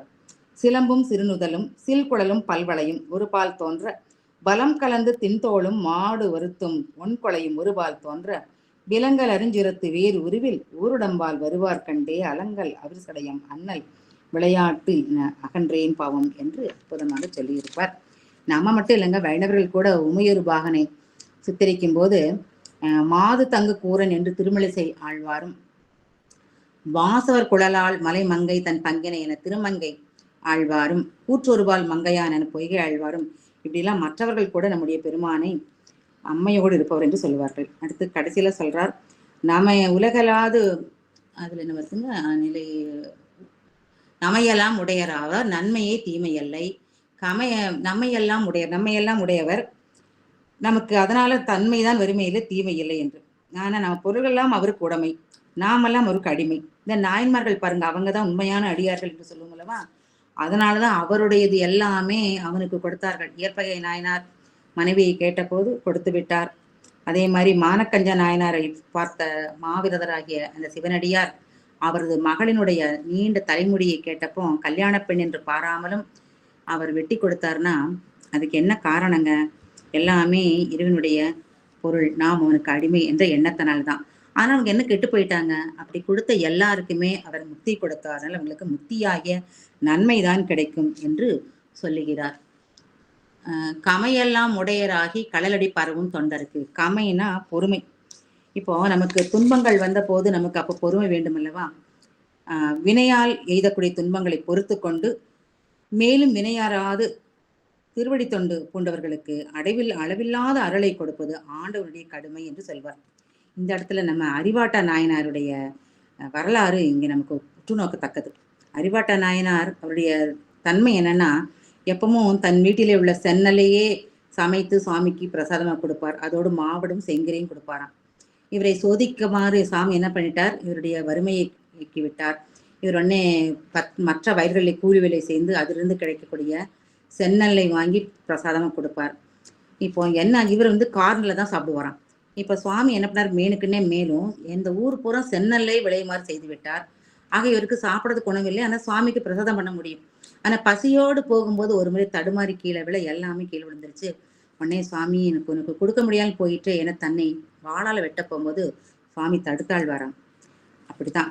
அதனால அந்த அடியார்களுக்கு அவர் அப்படியா அதனுடைய உருவத்தை காட்டி அவர்களே ஆட்கொள்வார் என்று சொல்ல வேண்டியிருக்கிறது. அவர்களுக்கு அமைவில்லா அருள் கொடுப்பார் என்று. அடுத்தது 10வது பாடல். மலையலால் இருக்கை இல்லை, மதித்திட அரக்கன் தன்னை தலையலால் நிறுத்ததில்லை என்று 2 செய்தியை சொல்கிறார். மலையலால் இருக்கை இல்லைங்கிறார். இந்த நிலவுலகிலேயே ஒப்பற்ற மிக பெரிய மிக உயர்ந்த மாபெரும் மலைத்தொடர் இமயமலை தொடர் தான். அந்த இமயமலை தொடர் தான் எப்போதும் உறைவனை மூடியிருப்பது. அங்கே வருடம் முழுவதும் பனி நிறைந்துள்ள சிகரமான கைலையை நாம் சிவனாக வழிபடுகிறோம். எந்த ருத்ரன் அக்னி, நீர், செடி, கொடி, மூலிகைகள், மரம் மற்றும் பிரபஞ்சம் முழுவதும் ஊடுருவி நிலைத்திருக்கின்றானோ அந்த ருத்ர பகவானை வணங்குகிறோம் என ஸ்ரீருத்ரத்திலே சிவனுடைய பெருமை கூறப்பட்டுள்ளது. அவர் பார்வதி அம்மையோடு நித்திய வாசம் செய்யும் தலம்தான் இந்த திரு கைலாயம். புராணங்களின்படி இமயமே பார்வதியுடைய தாய் வீடு. மலைகளுக்கெல்லாம் அரசனான இமவான் மகளாக பார்வதி தேவி பிறந்து வளர்ந்து விளையாடி தவம் இருந்து சர்வேஸ்வரனையே கைப்பிடித்த இடம் இந்த கைலாயம். உலகத்திலே உயரமானதும் அதே சமயத்திலேயே இளமையானதும் இருக்கக்கூடிய மலை இமயமலை தான். ஜாகிரபிக்கலா பார்த்தா இமயமலை என்ன சொல்லுவாங்க தெரியுங்களா? சிறிய இமயம், பெரிய இமயம், எல்லை கடந்த இமயம் பிரிச்சிருப்பாங்க. இந்த எல்லை கடந்த இமயம் என சொல்கிறோம் அல்லவா, அதுதான் கைலாயம் எனப்படுவது. யஜுர்வேதத்தின் தலை சிறந்த பகுதியான ஸ்ரீ ருத்ரத்திலே சிவன் கைலாயமாசன் என்பதை கிரிசந்தா கிரித்ரா என சொல்லப்படுகிறது. கைலையின் பெருமையை பற்றி காளிதாசர் தம் குமார சமூகத்திலே இவ்வாறு பாடுகிறார். வடக்கிலே அமைந்துள்ளது ஒரு பெரிய மலை, கிழக்கு கடலிலே இருந்து மேற்கு கடல் வரையில் விரிந்து பறந்துள்ள விசாலமான மலை என போற்றி இருப்பார். ஆனா இந்த மலை பூலோக கைலாயம். இந்த திருமலையை எந்த பக்கத்திலிருந்து யாரொருவர் எந்த வண்ணமாக நோக்கினாலும் அவரவருக்கு அவ்வண்ணமாக காட்சி தருமா. இந்த மலைச்சிகரம் தென் திசை நோக்கியது. ஞானசம்பந்த பெருமான் தென் கைலாயம் எனப்படும் திருக்காலத்தில் இருந்தே கைலாயத்தை மனக்கண்ணால் நோக்கி பாடினார். அப்பர் பெருமானோ மிக முயற்சி செய்து கைலாயத்தை வந்து சேர வேண்டும் என பார்த்தார். ஆனால் முடியவில்லை. அவருக்கு திருவையாற்றில் தான் கைலாய தரிசனம் கிடைத்தது. அஞ்சை காலத்திலிருந்து வெள்ளையானை மீதேறி சுந்தரர் கைலை சென்ற போது சிவன் திருக்கருணை நேர்ந்து பாடிய பதிகம்தான் தானனை முன்படைத்தான் என்பது வருண பகவானால் நமக்கு கிட்டியது ஒரு அருள். இன்னும் சேரமான் பெருமாள் நாயனார் சுந்தருக்கு முன்பே குதிரையிலே சென்று கைலை சென்று வந்தார். நம்முடைய அங்கே திரு ஞான உலகம் பாடினார். காரைக்கால் அம்மையார் தன் கால் கைலையிலே படக்கூடாது என்பதற்காக தலையாலே நடந்து சென்ற தலம்தான் அந்த கைலை மலை. இப்படிப்பட்ட பெருமையுடைய அந்த மலையைத்தான் சிவபெருமானுடைய இடம் வேற எதுவும் இல்லை என்று நம்முடைய அப்பர் பெருமான் சொல்கிறார். நிஜம்தானுங்க. அடுத்தது பாருங்க, மதித்திட அரக்கன் தன்னை தலையாலால் நெறித்ததில்லைங்கிறார். தன் பக்தாய் இருந்தாலும் தான் வாழும் கைலையை ராவணன் ஏற்க முயன்ற போது அவன் தலைகளை தவிர வேறு எவரது தலையும் அகன்று உயர்ந்த கைலாய மலையின் கீழே அழித்து சிவன் நெறித்ததில்லை என்று சொல்கிறார். அப்புறம் சொல்றார், நிலையிலா புறங்கள் வேவ நெருப்பலால் விரித்ததில்லை என்று சொல்கிறார். அந்த முப்புற அரக்கர்களை எப்படி அவர் இல்லாமல் பண்ணினார்னா நெருப்பை கொண்டுதான் அவர்களை இல்லாமல் செய்தார் என்று சொல்கிறார். ஒரே இடத்திலே நிலையாக இல்லாமல் எப்போதும் வானிலை திரிந்து கொண்டிருந்த அரக்கர்களது கோட்டையை சுட்டரிக்க நெருப்பை தவிர வேற எதையும் பயன்படுத்தவில்லை. இப்படி சொல்லும்போது நமக்கு இரட்டை புலவர்களும் காளமிக புலவரும் இணைந்து பாடி ஒரு அற்புதமான பாடல் நினைப்பெறும். ஒரு முறை திருவாரூர் பெருமானை வணங்கிவிட்டு வந்த இரட்டை புலவர்கள் பெருமானை பெருமைப்படுத்தும் வகையிலே நான் என்றால் நஞ்சிருக்கும், நற்சாபம் கற்சாபம் பானந்தான் அப்படின்னு முடிச்சுட்டு அதுக்கு மேல அவங்களால எந்த சொல்லை போடுவது என்று மனசில் தோணவில்லை. இந்த சாபம்னா கல்லு, நற்சாபம்னா நல்ல கல்லு. என்ன கல்லு எதுனா கல் தான். கல்மலை. அதாவது மேருமலை தான் நல்ல வில்லாக இருக்கிறது. அந்த நாண் என்பது எதுங்க? அது பாம்பு இல்லையா? அந்த பாம்புக்கு நஞ்சு இருக்கும் இல்லையா? அதான் நாண் என்றால் நஞ்சு இருக்குங்கிறார். இந்த பாணந்தான் எப்படி தொடர்வது என இரட்டை புலவரில் ஒருவரன் முடவருக்கு பாடத் தோன்றவில்லை. இப்ப அங்கு வந்த காளமேக புலவர் மண் தின்ற பாணமே என்று பாடி பாடலை அப்படி நகர்த்துறார். இப்ப குருடன் தொடர்கிறார். தானுவே சீராரூர் மேவும் சிவனே, நீ எப்படியோ நேரார்புறம் சென்ற நிலை. அதாவது பாடலின்படி சிவபெருமான் முப்புறம் எரித்த போது அவன் கல்லால் ஆன வில்லிலே வாசுகி பாம்பை நானாக அமைத்துக் கொண்டான். மண்ணை தின்ற திருமாலைத்தான் அம்பாக வைத்து எய்தார். அப்ப அம்பாக இருந்த அந்த பெருமாளுக்கு கொஞ்சம் செருக்கு, நம்மால தானே இந்த புறமே எளிய போகிறது என்று. உடனே அவர் செருக்கை அடக்கும் முகமாக அந்த முப்புறங்களை தன் நெற்றிக் கண்ணாலேயே அழித்து விட்டாராம் பெருமான். அதைத்தான் இரட்டை பிறவர்கள் சுவாமியிடம் கேட்கிறாங்க ஒரு கேள்வியா, எப்படி ஐயா சாதாரண பொருளான பாம்பை நானாக, கை இந்த மலையை மேருமலை கல்மலையை வில்லாக, திருமாலை அம்பாக கொண்டு எப்படி நீ முப்புறம் எரித்தாயோ என்று உனது திறமை என புகழ்கிறார்கள். ஆக இந்த பாடல் இந்த முப்புறம் எரித்த கதையை கூறி இறைவனை போற்றுகிறது. கடைசியில சொல்றார் அலையினார் பொன்னி மன்னும் ஐயன் ஐயனாருக்கே என்று. ஆக இவரே அலைகளுடைய காவிரி ஆற்றின் கரையிலே நிலையாக அமைந்துள்ள திருவாயாறு தலத்திலே உரைகிறார் என்று சொல்லி முடிக்கிறார். இப்படி பெருமானானவர், நம்முடைய அப்பர் பெருமானானவர் மிக நயமான முறையில இறைவனுடைய தன்மைகளையும் பெருமைகளையும் திருவுருவத்தினுடைய அழகனையும் எடுத்துரைத்திருக்கிறார். இந்த பதிகத்திலே அடியார்களுக்கு பெருமான் உதவும் தன்மையும் நமக்கு உணர்த்துகிறார். பாருங்க, முதல் பாடலிலே அடியார்களுக்கு முக்தி செல்வத்தை தவிர வேற எதையும் தரவில்லை என்று சொன்னார். அடுத்து மூணாவது சொல்றாரு, மெய்ப்பொருளாகிய தன்னை ஆராய்ந்து உணரும் அடியார்களுக்கு தெளிவை அளிப்பவரும் அவர்தான். அதன் மூலம் நிட்டையை அவர் அருளுவார் என்று சொல்கிறார். இத்தகைய பரிசுகளை இறைவனிடமிருந்து பெறுவதற்கு நமக்கு என்ன தகுதி இருக்க வேண்டும் என்பதையும் இந்த பதிகத்தின் பாடல்களில் அப்பர் பிரான் உணர்த்துகிறார். 4வது பாடல்ல அனுபூதி நிலையை அடையும் அடியார்களுக்கு பெருமான் காட்சி அளிக்கிறார் என்று கூறுகிறார். மேலும் இந்த பாடலிலே தனக்கு திருத்தொண்டு புரியும் அடியார்களை தவிர வேறு எவரையும் தன் அருகிலே அவர் கொள்வதில்லையாம். இன்பத்தையும் துன்பத்தையும் ஒன்றாக பாவித்து துன்பத்தை கண்டு துவளாமல் வாழும் அடியார்கள் மற்றும் ஆடியும் பாடியும் அழுதும் தொழுதும் வணங்கி தங்கள் அன்பினை வெளிப்படுத்தும் அடியார்கள் அன்பினை சிறந்த பொருளாக பெருமான் கருதுகிறார் என்று சொல்கிறார். பதிகத்தின் 8வது பாடலிலே தங்கள் நகங்கள் தேயும் அளவுக்கு இந்த பூக்களை எல்லாம் பறித்து இறைவன் திருமேனியின் மீது தூவி தங்களது முகத்திலே கண்ணீர் மல்க இறைவனை தொழுது வணங்கும் அடியார்கள் மனத்தை தவிர வேறு எங்கும் தான் உடையும் இடமாக கொள்வதில்லை என்று சொல்கிறார். கடைசியில் 9வது பாடல்ல தனது திருவடிகளை வணங்கும் அடியார்களுக்கு பெருமான் அளவில்லாத அருள்கள் கொடுப்பார் என்று சொல்கிறார். இப்படி அடியார்களுக்கு எப்படியெல்லாம் பெருமான் உதவுகிறார் என்பதை தன்னுடைய பாடல்களின் மூலம் காட்டினார். நாமும் அப்பர் பெருமான் வழி சிவனாரை வணங்கி அவர் அருளை பெற வேண்டும் என்று சொல்லி இந்த சிந்தனையை முடித்துக் கொள்கிறேன்.